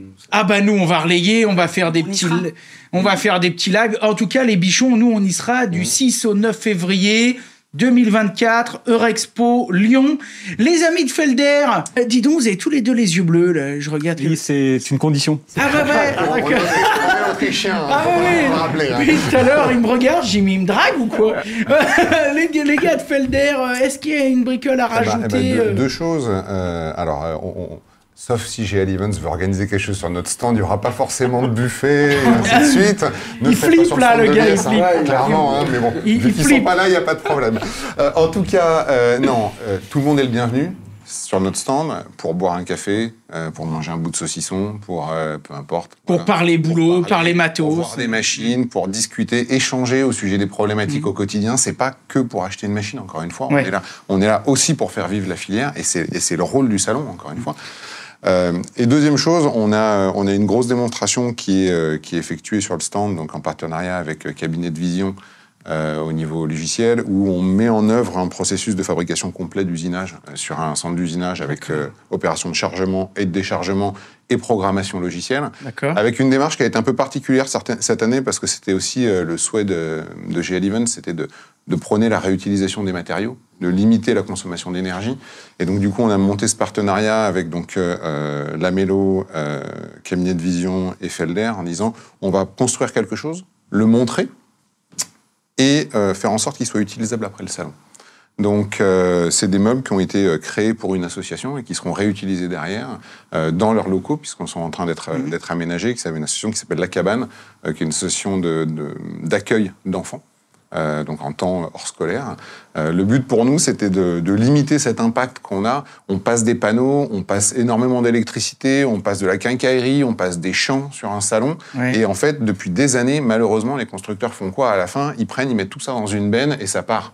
Et voilà. Fin du bal. Et fin du bal. Et aujourd'hui, le souhait, c'est de, encore une fois, trouver du sens. Les jeunes qui veulent travailler dans les entreprises aujourd'hui veulent aussi travailler dans des entreprises qui ont une conscience éthique, écologique, socialement engagée. Et le rôle, ça a été de travailler cette démonstration en disant qu'est-ce qu'on peut faire finalement pour limiter notre impact. Et ça a été vraiment une belle démarche de dire, voilà, on prend un projet et on accompagne ça jusqu'au bout en créant du mobilier qui va être utilisé au service de la jeune enfance dans le cadre d'une association. Bah, surtout que la filière bois, elle se prête totalement au renouvelable. Voilà, c'est ce que j'allais dire. C'est quasiment un retour au bon sens paysan logique, quoi, je veux dire. On parlait de débouchés, de filières, etc. Nous, aujourd'hui, on cherche à recruter. Donc... Diffuse-nous ton annonce pour tous les bichons qui nous écoutent. Non, mais c'est très important. On cherche à recruter des techniciens à la hotline, etc. Donc les gens qui sont... les gens qui veulent travailler dans le bois ou dans la machine à bois, et pas que chez nous, mais voilà, si certains sont intéressés de par l'émission, qui n'hésitent pas à passer... Ils passent un coup de fil au siège à Saint-Quentin ou ils vont sur les réseaux sociaux? On a un site carrière, comme beaucoup d'entreprises, ils peuvent laisser nos CV, ils peuvent passer sur le stand pour dire, bah voilà, ça m'intéresse. Il y a une multitude de points de contact. Vous êtes sur les réseaux sociaux un peu Felder? Insta, Facebook, LinkedIn, on a tous les... YouTube, etc. Vous envoyez un petit message, on y répond, et ça part dans le bon service pour être appelé directement par le manager sans avoir 36 étapes à passer. Ouais, ça c'est pas mal. Hein. On se tape pas 2 heures de violon quand on vous appelle. Non, on peut les remettre, les violons. Bon, voilà. Allez. Et on se tape pas 8 entretiens pour entendre dire qu'on n'est pas pris. C'est très bien. Paul, je t'ai pas donné la parole. Est-ce que tu as des petits réseaux? Est-ce qu'on peut te suivre quelque part? Est-ce que s'il y a une bichonne qui veut t'appeler, il y a un point de contact? Comment ça se passe? Oui, j'ai tous les réseaux, oui. Bon, je vous passerai tout ça à la fin. Mais... Eh ben, si tu veux, tu nous passes. Ils sont timides, les gars. Toujours, vous êtes modestes, hein. Je les ai pas trop en tête. T'as un Tinder, un truc comme ça. Non, mais je veux dire, tu les as pas trop en tête, mais par contre, c'est important que tu nous les laisses. Ouais. Comme ça, tu vas prendre 1000 abonnés d'un coup sur ton Instagram, tu seras content, et puis la terre entière pourra te suivre, faire du bon boulot, et toi, tu pourras partager ça. Donc, qu'est-ce qu'on te souhaite? On te dit merde? Exactement. Ah, c'est ça. Espérons que ça marche. On te dit merde, et puis tu nous croiseras certainement sur le côté avec des appareils photo. On ira manger un petit coup de saucisson. Ah bah tiens, je te dis, nous on est pour la remise en place du casse-croûte de chantier. On va faire un truc comme ça. Jean-Marie, où c'est qu'on te retrouve? Sur tous les réseaux sociaux. Et on cherche Jean-Marie Mazière. Voilà. C'est ça. Et on voit un mec qui avec un sifflet et des drapeaux. Les gars, vive la France! Merci messieurs, c'était une excellente émission. On a parlé d'Eurobois 2024, un rendez-vous incontournable pour tous les mordus du bon boulot. Bien sûr, on y sera comme à notre habitude, aux côtés de Florence sur tous les stands, aux côtés des compagnons. On essaiera de se trouver un petit drapeau pour venir aller secouer ça. On fera plein de belles photos. On relayera tout un tas de choses. Et puis, on va finir comme à notre habitude cette émission par un petit expresso. Et dans l'expresso, on a Paul et Jean-Marie qui vont peut-être nous parler un petit peu matos et bon boulot. Donc, si vous aimez les moments où on touche un peu du bois, du matos, restez, c'est l'expresso. Donc Anto, nous on fait comme d'habitude avec les copains, on reste là sur le côté. Exactement. On vous laisse bosser. Pour les bichons, on est arrivé sur l'établi. Et là, l'idée c'était de savoir un petit peu, toi, qu'est-ce que tu utilises comme matos au quotidien? Est-ce que tu as des petites astuces à donner éventuellement aux bichons, à ceux qui aiment travailler le bois? Et on essaie de passer un petit peu... Il y a plein de petites astuces sur cet établi. Ok. Alors on commence avec une scie normale. Ça, c'est une scie basique, mais un peu préparée pour les concours, parce qu'une scie, elle a de la voie. Quand on taille, ça laisse un peu plus de matière que la lame pour pas que ça bloque, pour ne pas que ça force. D'accord. Pour que le bois coince? Pour ne pas que le bois coince. Et donc, ça fait des coupes trop larges. Et donc, la scie flotte, et ça fait des coupes pas très propres. On a du mal à suivre le trait. Donc, on y passe un petit coup de pierre à affûter sur chaque côté. D'accord. Donc, tu as retravaillé en fait l'outil de base. On retravaille la denture. On l'affine, toute la denture pour se rapprocher au plus de l'épaisseur du corps. Ah, ça, c'est un truc et astuce, D'accord, ça, donc, c'est en fait, super bien. La partie coupante, t'as essayé de l'aligner le plus possible. Voilà, on laisse un minimum pour pas que ça bloque dans le bois. D'accord. Mais avec un minimum de jeu, ça permet de tirer bien droit et de ne pas avoir de rayures sur les coupes. Les coupes sont glacées, et voilà. Très bien, donc ça c'est aussi un terme technique. Elles sont glacées, elle est propre, elle n'a pas de rayures. Finie, elle est pas... Elle est plane. D'accord, voilà. Ok. Donc là, petite astuce et ça, pour la tu le fais sur toutes tes scies, généralement? Ouais, c'est plus pratique. Après, quand on travaille avec du bois un peu vert, on n'a pas trop le choix d'avoir plus de voix. D'accord. Mais quand le bois est bien sec, il n'y a pas de souci, ça ne coince pas. Ok, donc première bonne astuce, en fait, c'est de retravailler un peu son matériel. C'est ça. Pour gagner en précision. Exactement, et en finition. Ok, ça roule. Je vois que tu as une autre scie, celle-ci. L'autre petite scie, c'est pour les barbes, pour les découpes plus fines. Donc ça, c'est une scie japonaise. Scie japonaise. C'est ça. Qui s'utilise en tirant, du coup. Et donc la denture est vachement plus fine. Là-dessus, on a très peu de voix. Et donc, ça permet de faire des découpes plus fines et plus précises. Ok, donc là, ce que tu as dit, un détail, mais il est super important, c'est qu'en fait, on n'a pas la même manière d'usiner en fonction aussi de... Là où on se place, à l'européenne, on va venir pousser pour couper.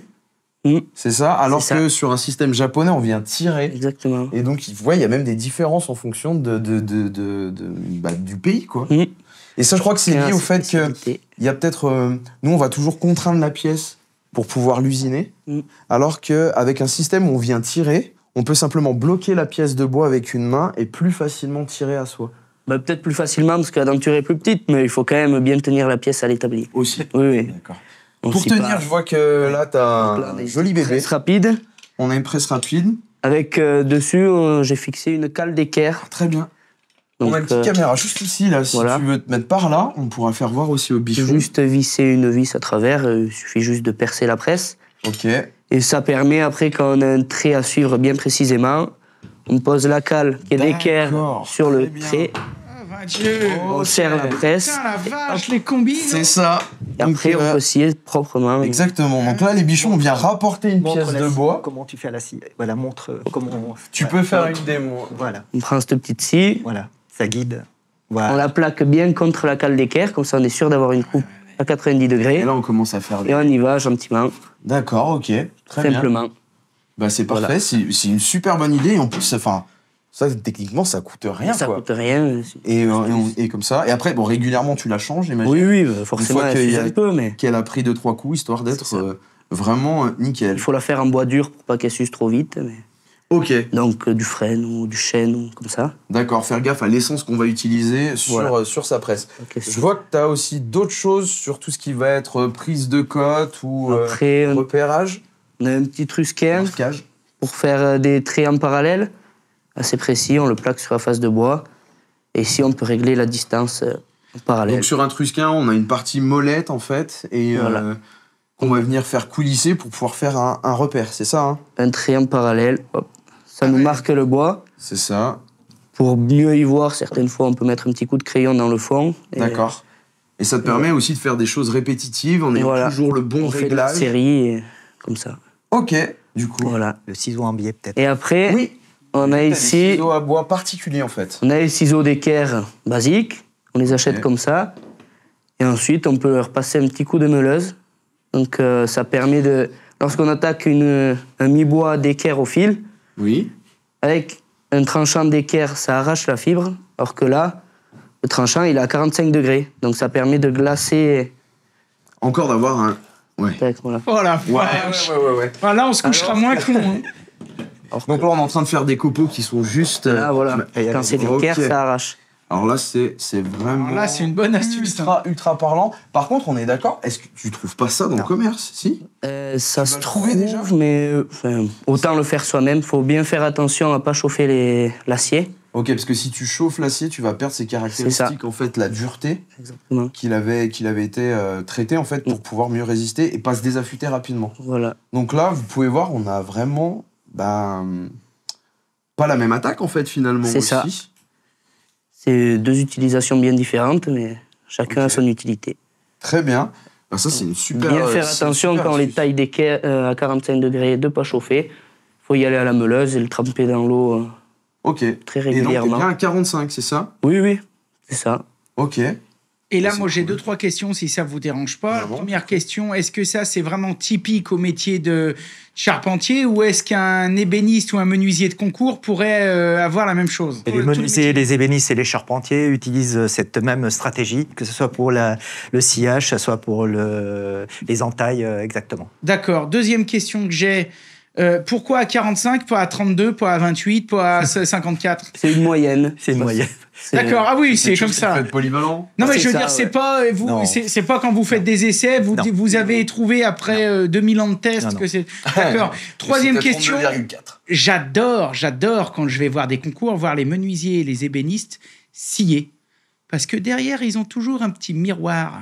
Vous avez pas ce genre de choses. Si. Faut essayer. Ah. Faut essayer. Ça permet de regarder son trait, de suivre les deux traits en même temps. On regarde le trait de devant avec l'œil directement, le trait de derrière avec le miroir. S'arrêter au bon niveau, sans avoir à se tourner de l'autre côté de la pièce. C'est un gain de temps. Ça, c'est un gain de précision et un gain de temps. Précision, C'est-à-dire que de l'autre côté, du côté que tu vois pas, de l'autre côté, tu mets un petit miroir. C'est ça. Et dans le miroir, tu vois ce qui se passe. Ça te permet de contrôler aussi que tu aies un mouvement qui soit Bien droit, bien bien droit. trait. Ok. Qui a toujours avec toi. Il y a tout ça déjà, c'est basique. Après, on a le rabot. T'as aussi. Tu vas avoir forcément ton marquage. Tu dois toujours avoir ton crayon avec toi. C'est ça, marquage, ouais. On a un petit trace-lettre pour faire des choses propres, mais Oui. Qu'est-ce que t'appelles un trace-lettre? c'est un pochoir à lettres où C'est une règle avec c'est un plein de pochoir. petits numéros, de petites lettres déjà gravées dans le plastique. Parce que là, tu les marques au stylo ou vous les marquez comme Antoine nous montrait dans son reportage, il nous disait il met un coup de ciseau comme ça, un coup de ciseau comme ça. Mais Ça, les c'est traits un- d'établissement. C'est ça, ouais. Ça, c'est en charpente chantier. Et après, en concours, on a des numéros, donc D'accord. Parce que tu dois respecter peut-être en fonction des pièces que tu crées, C'est c'est ça. ça. Donc Après- cahier des charges pour que vous puissiez, corriger. pour juger aussi, dire c'est telle pièce qui va à tel endroit. Tout à fait. Parce que quand le jeune a réalisé son épure, il va retracer sur son morceau de bois, il va entailler ces morceaux de bois, et ces morceaux de bois sont corrigés. Toutes les entailles sont corrigées. Et après, on lui enlève ses outils et il assemble. D'accord. Ah oui, d'accord. Il n'y a pas possibilité de venir non, réajuster. Voilà, c'est vraiment. D'accord. Donc ok. le jeune est corrigé au fur et à mesure, et quand les experts corrigent les assemblages, la qualité de finition des assemblages, la précision, etc. Et on enlève les outils et il visse, il monte son sujet. Ah oui, ça rigole pas, Ouais, là. il faut être vraiment sûr de soi. Et si toutefois, ce qui peut arriver exceptionnellement, il y a une pièce qui ne fonctionne pas, il avertit le jury, il peut refaire sa pièce, mais par contre, c'est des points qui dégagent. D'accord. Et il a refait en ajustant tout sur l'ensemble, où il doit sortir la pièce. Et il refait son épure. D'accord. Il repart à zéro. Donc il faut tout, en termes de stratégie, il faut imaginer que la perte de temps, parce qu'il faut finir en temps aussi, il faut imaginer que la perte de temps ne va pas le pénaliser. Est-ce que des fois il vaut mieux perdre des points sur le final? Sur le final, donc il y a tout un ensemble de stratégies qu'on leur apprend, justement, si toutefois un aléa se présente. Là, on rejoint Bruno. Là, c'est totalement dans la tête. Voilà. Ah bah là, c'est dans la tête. Tellement de choses à gérer. Tout à fait. Est-ce que s'il y a un truc qui foire, ils ont un tas de bois défini, c'est-à-dire qu'une fois qu'il a foiré, ce que je veux dire, c'est que c'est bois à volonté ou c'est Non. Et deuxième question, est-ce qu'il y a des conseils au fur et à mesure ou est-ce qu'ils sont complètement isolés? Par exemple, est-ce qu'au moment où s'il y a une petite erreur, est-ce que le coach peut être sur le côté en lui disant on s'en branle de ça, passe vite à autre chose? Alors, pendant la compétition, interdit. Ah.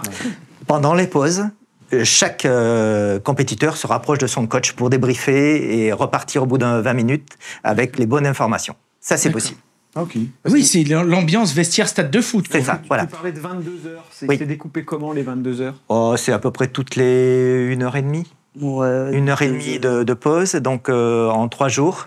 Et donc, ça fait à peu près 7 heures, 7h30 par jour. Et donc, ces 22 heures sont dans ces 3 jours. Donc, il y a 1h30 de boulot, 20 minutes de pause, 1h30 de boulot, 20 C'est ça. minutes de pause, d'accord. Qui sont ces coachs généralement? C'est des anciens compétiteurs. Beaucoup, ce sont des anciens compétiteurs qui ont... Tu connais déjà Ah oui, on s'entraîne avec eux. C'est ça. Ouais. Et sur Voilà. toute une période, et ils sont différents avec chaque personne qui s'y présente. Non, on en Non. aura 3. Non, ils sont 3 ou 4. On les prend en fonction du lieu, de la durée, de leur disponibilité. Pour entraîner l'équipe, il y a une coordination qui se fait avec le chef expert qui, lui, coordonne les coachs. Ouais. Et donc, c'est le chef expert, lui, donne les sujets, crée les sujets et donne la stratégie à suivre en fonction des stages d'entraînement. D'accord. Est-ce qu'il y a, comme dans d'autres métiers, des épreuves de rapidité? Absolument. C'est-à-dire qu'au bout d'un moment, on dit attention les gars, C'est t'as ça. surprise, tu l'as pas vu venir, C'est ça. tu dois me faire ça, C'est ça, c'est des speed modules. Speed modules. Voilà, et donc c'est des moments, des sujets courts, en 2 heures par là, grosso modo. Voilà, et donc il faut, sujet qui nous arrive, il faut le réaliser en 2 heures. Qui des fois n'a rien à voir avec le projet final, on est d'accord. Absolument. Ça peut être en charpente, ça peut être quoi? Putain, un speed module en charpente, ça peut être quoi? Peut-être un petit Un tableau banc, avec 5 ou 6 morceaux de bois, avec des assemblages complexes, voilà. D'accord. En fait, Ouais, ce c'est une qu'il faut école, noter, c'est super dingue. important, c'est que au-delà de la compétence technique, il y a tout un accompagnement pendant la préparation qui n'est pas de la technique, Voilà. qui est la gestion du stress, l'entraînement psychologique, la Vous faites résistance, peut-être même et du ainsi de suite. sport et tout. Bien sûr, il y a un accompagnement sportif, sportif. mental et stratégique. C'est-à-dire que, justement, on parlait tout à l'heure des points, calculer ses points. Au bon moment, savoir s'il faut laisser une difficulté de côté ou pas, ou il faut refaire. Il y a un problème de stratégie. Capacité de faire des choix et Voilà, voir. capacité de C'est faire ça. des choix. En fait, c'est une école assez dingue, c'est que tu vas prendre en compétences pures sur C'est ça. le métier, mais en gestion du stress. Et puis je me dis aussi en réseau, parce que si tu as des gens comme toi qui accompagnent, des coachs, enfin ça t'amène encore plein de choses. Voilà. Et C'est puis assez dingue. tout ce qui est l'organisation du poste de travail. Donc ça, on y est très attentif. Comme en L'organisation. cuisine, faut pas que ce soit... Voilà. dégueu Comme le dans tiroir les cartons, d'Antoine, ça passe pas, ça. Exactement. Donc l'organisation du poste de travail, trouver les meilleures postures, les meilleurs scénarios pour que le geste soit précis et efficace. Et donc tout ça, ça fait partie de l'entraînement. Là, Et ça, c'est vraiment le résultat final à la fin. On sent la différence quand les entreprises nous disent ce jeune a fait des compétitions. Ils nous disent oui, là, on sent la valorisation. La maîtrise, de quoi. voilà. Parce que là, j'allais presque dire quelque chose que d'habitude on aime. On dit souvent ça va pas ensemble, mais là vous cherchez le vite et bien, quoi. C'est ça. Vite fait, bien fait, quoi. hein. Là, typiquement, c'est ce que vous cherchez, quoi. Oui, parce qu'un sujet de 22 heures comme celui-ci, si on n'est pas préparé, c'est impossible. Ah ouais.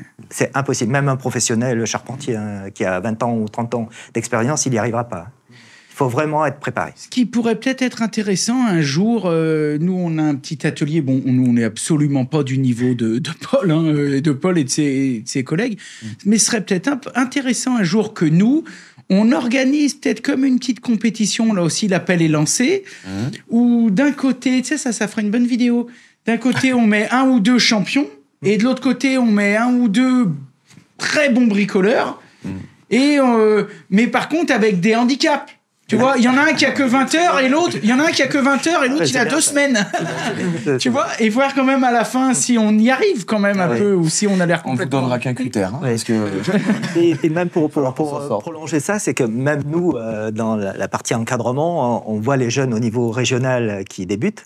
Et quand on les voit 1 an et demi ou 2 ans plus tard, au moment des compétitions européennes ou internationales, on est impressionné.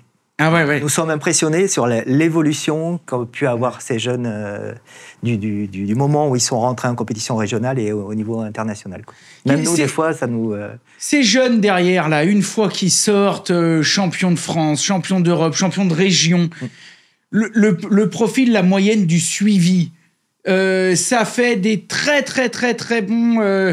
salariés qui continuent leur tour de France dans toute la France, qui continuent d'apprendre, ou est-ce qu'ils se mettent à leur compte? Alors, si je prends le cas des charpentiers que je suis depuis une vingtaine d'années, 99% sont tous chefs d'entreprise. Ah ouais. Voilà. Bah oui, parce que là, tu m'étonnes, puis alors là, tu as du boulot. Tu imagines le CV?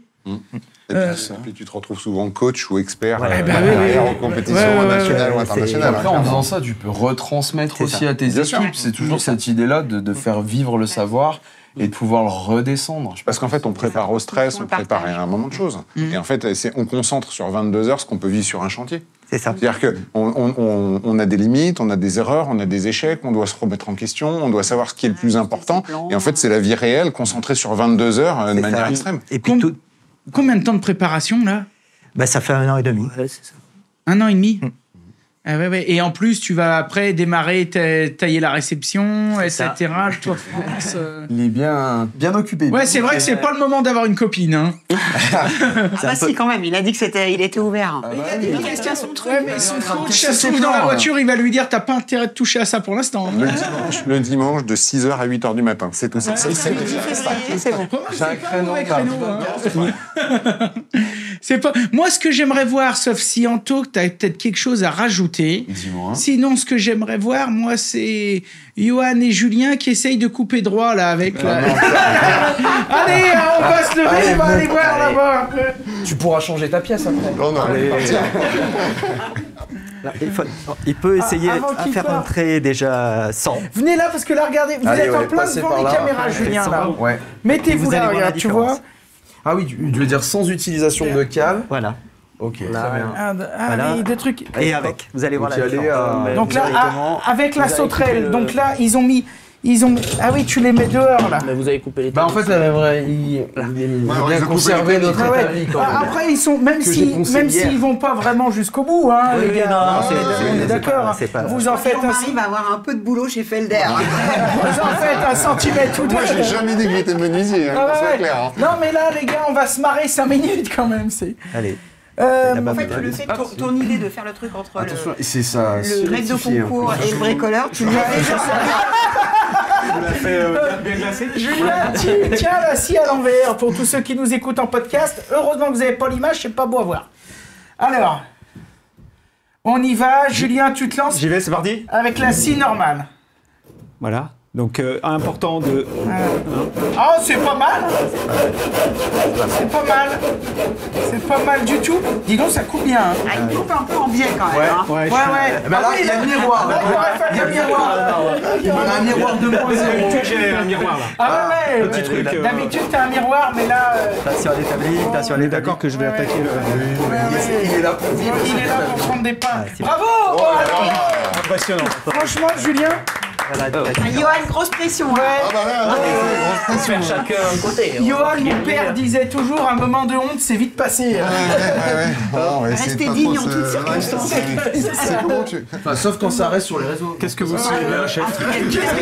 Comment on fait pour être chef Ah, non, mais moi je suis pas surtout, menuisier. ne Ah bah me laisse attends, pas. non mais tu me donnes le nom, il marche pas. T'as un peu de difficulté, toi, t'es chef. Alors là, par exemple, typiquement, si Jean-Marie, tu devais conseiller Johan, tu lui dirais quoi? De commencer par tirer, de pas laisser son pouce dans le... D'enlever son doigt. Non, mais le doigt, c'est pas grave, on en a 10. Ah bah ça, il y arrive aussi, les deux, regarde. Ah, dis donc, il se débrouille bien, hein. Je sais pas. Presque mieux que toi. Moi, j'ai un petit peu... Si, il est bien meilleur. Voilà. Il est bien meilleur, bravo. Super. Est-ce qu'on ose dire, Florence, t'as déjà essayé ou pas? J'ai déjà essayé, probablement. Tu veux essayer, Florence? Bah, ou si pas? tu veux, allez, puisqu'on y va. Hein. Allez, on peut sortir un cœur. On se rappellera, on fait faire ces choses à nos invités. Attends, mais il faut que je mette mes lunettes, moi, parce que par contre, sinon, j'ai rien à Florence, voir. t'es droitière ou gauchère? Je suis droitière. Vous prenez pas de gaucher de toute façon en équipe de France. Ah, punaise, elle est en train de vous mettre une dérouillée à tous les deux là, Florence. Florence, directrice du salon Eurobois, qui en pleine matinale est en train de couper un bout de chevron. Et elle se débrouille pas mal, Jean-Pierre. Hein. Il va falloir un peu trop. Regarde ça, bravo! Bon bah écoutez, ça va être le mot de la fin, on va conclure là-dessus. Moi je vous montre pas, j'ai peur de vous humilier. plaisir. On va faire comme ça. Bon les bichons, c'était une belle matinale. Le cadreur est en train de chialer, il sait plus du tout filmer. On est par là. Hein. Démerde-toi. Messieurs, dames, merci. On Merci à conclut toi. là-dessus. Merci Paul. Putain, dis donc, le gars, c'est une masse. Hein. T'as touché? Il a 3% de graisse sur le corps. T'as autant de graisse sur le corps que j'en ai sur les bras. Un petit peu de croziflette, cette saison. mais de toute façon, t'as pas trop une tronche à manger du tofu, toi. Bon, merci à tous, en tout cas, pour cette belle matinale, pour ce bon moment. Cette émission, bien sûr, comme d'habitude, sera disponible sur YouTube Bichon TV et en podcast sur toutes les plus grandes chaînes. Et puis, nous, on vous donne rendez-vous du 6 au 9 février 2024 à Eurexpo Lyon pour profiter du salon, découvrir nos amis qui vendent tout un tas de choses, qui proposent, qui exposent, en tout cas qui seront là pour vous faire découvrir tout ça, mais aussi pour venir soutenir l'équipe de France. Et puis, vous pouvez faire, si vous les croisez dans les couloirs, des crochetons aux mecs des autres équipes, des croche-pattes, des trucs comme ça. On vous remercie, on vous dit à bientôt et salut les bichons. Merci. Salut les bichons. Allez, bye. Et on vous met comme d'habitude tous les liens en description. Allez, salut. C'était la matinale à voir et à revoir sur tous nos réseaux.